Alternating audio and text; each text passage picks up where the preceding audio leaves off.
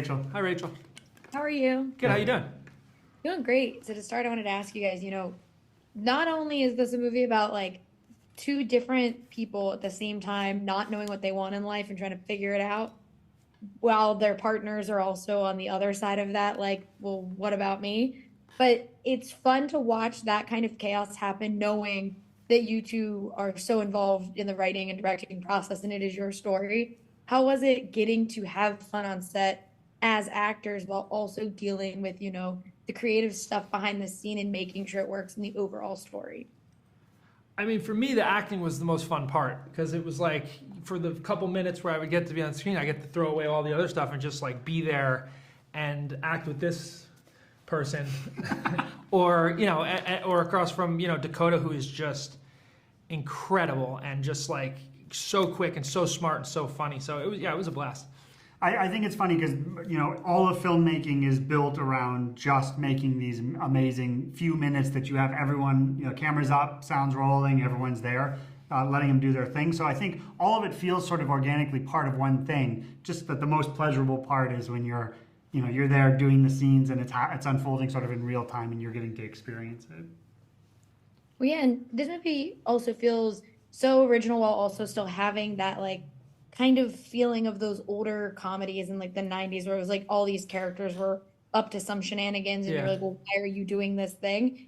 Were there any influences when you guys were writing it, or were you just trying to bring back that feel while making something as original as Splitsville is?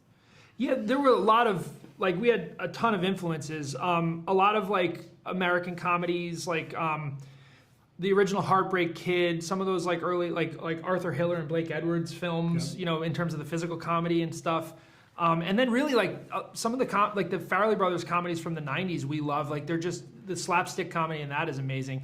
And then we were just sort of obsessed with Italian comedies from the 70s, like those Lena Wertmuller films and like Divorce Italian Style and Seduced and Abandoned. So I think one of the things we really respond to is characters who were really genuinely living in something and are tested to their limit, and the way they would naturally respond to that's ridiculous, but they don't know they're in a comedy. They think they're in real drama, real life, and that's really something that was being done back then that we respond really strongly to, and that's something we were conscious of bringing into this film. Yeah, it was very much everyone in this film was in a drama, but the audience is watching a comedy.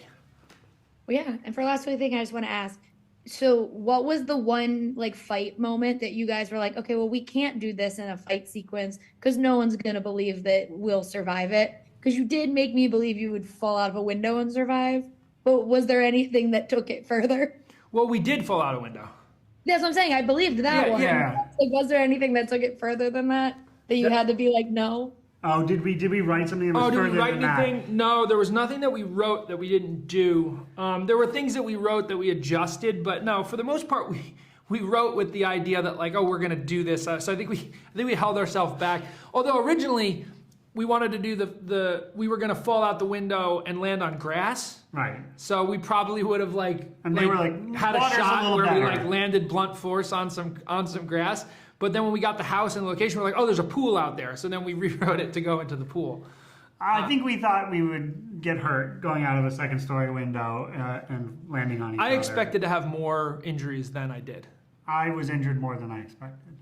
Yeah, you lost your eyebrows in the process. That's true. Well, I really liked this movie a lot, and so thank you guys so much for talking with me today. I really appreciate it. Thank you. Thank you guys. It was fun. Hi guys, how are you? Good, how are you? Hi, how are you? I'm doing great. To start, I wanted to ask both of you, you both have done stunts and action in your life, but how was it to be in a movie where it was just two dudes kind of going at it in a fight sequence like that, and you guys didn't have to necessarily be as involved in a fight sequence as you both have done in your past careers? I was thrilled to not be involved in that. Yeah. Like, no. Me too.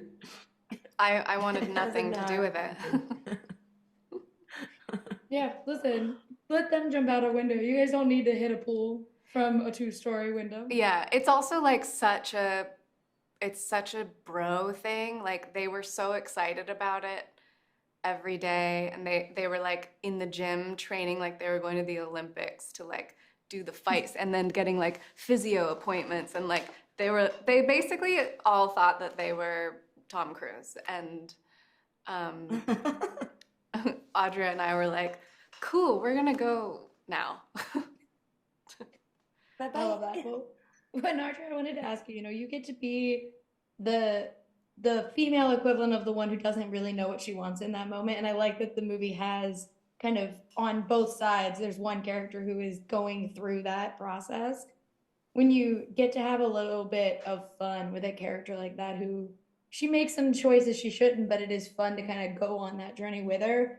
How was it to, allow yourself to have fun within those parameters?